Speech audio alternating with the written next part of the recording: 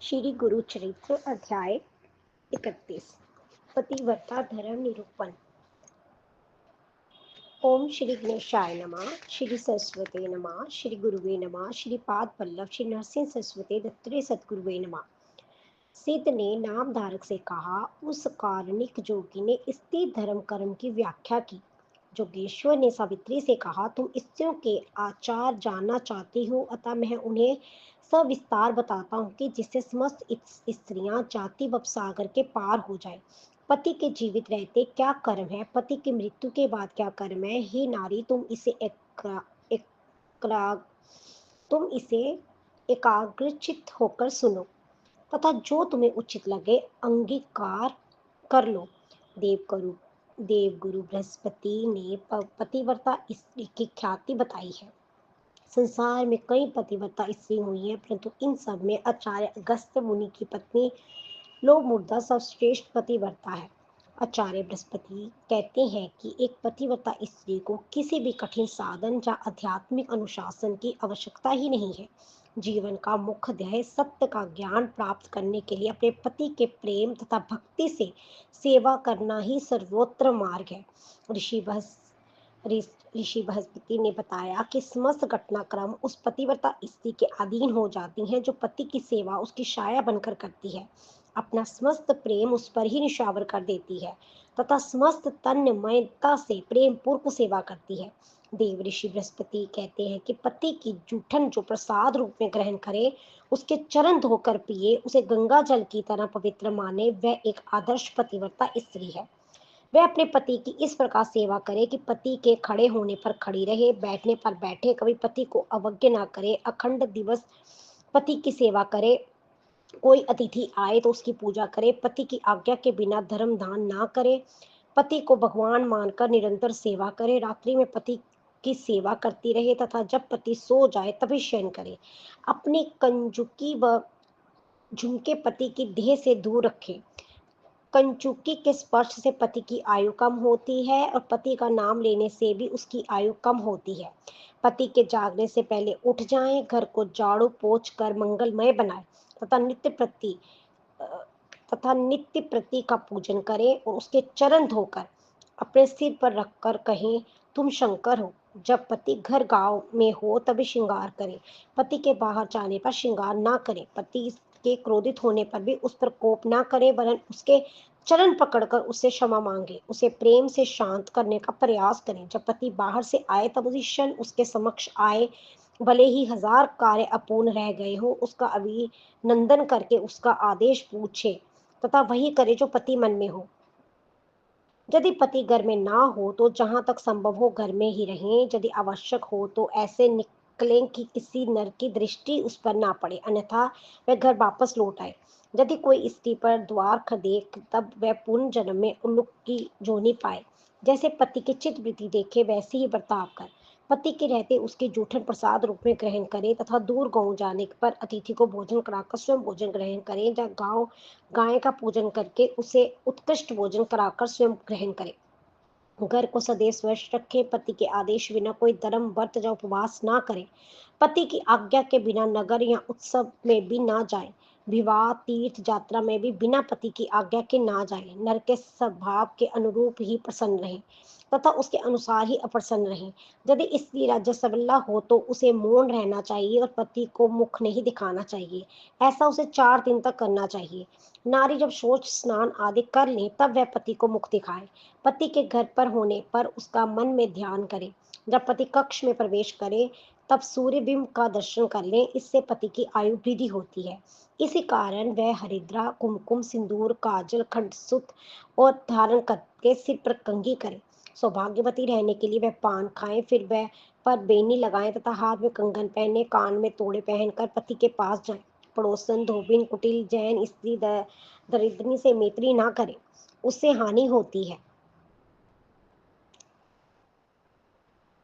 पति की निंदा करने वालों से ना बोले, उससे दोष होता है। नंद, जेठानी, सास, ससुर, जेठ व देवर को छोड़कर जो स्त्री रहना चाहे उसे सवान का भोजन मिले। नग्न होकर स्नान करना, उखुर मुसुल पर बैठना या सिल बट्टे पर बैठना स्त्री के लिए दोषयुक्त होता है। चक्की या ड्योढ़ी पर बड़ों के सम्मुख ना बैठे। जो स्त्री पति से विवाद करे वह बड़ा दुख पाए।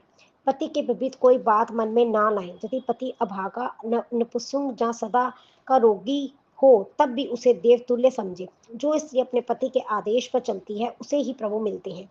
स्त्री वही वस्तु करे जो उसके पति को रुचे। यदि पति अनमना हो तथा स्त्री श्रृंगार करना चाहे तो कोई वस्तु क्रय करना चाहे तो वह स्त्री स्वयं न कहकर पुत्र पुत्री से कहलाए। यदि पुत्र पुत्री समीप ना हो तो संकेतों से उसे बताए कि उसे क्या चाहिए। जितना मिले उसी से संतोष करे। पति के समर्था के भीतर ही इच्छा रखें। पति के बिना आज्ञा व्रत करने से पति की आयु कम हो। वह इससे अपने पति के साथ नरक में जाती है। वह गुरु बृहस्पति के वेद श्रुति के अनुसार बताया। देव गुरु बृहस्पति आगे बोले, स्त्री अपने पड़ोसियों इष्ट आत्मियों के घर प्रतिदिन ना जाए। यदि पति समर्थ ना हो तो समर्थ पुरुषों की स्तुति ना करे। पति यदि अनाचारी हो तब भी उसकी निंदा ना करे। पति कैसा भी हो सदैव उसकी प्रशंसा करे। सदैव एक ही बाप से उसे लक्ष्मीपति माने।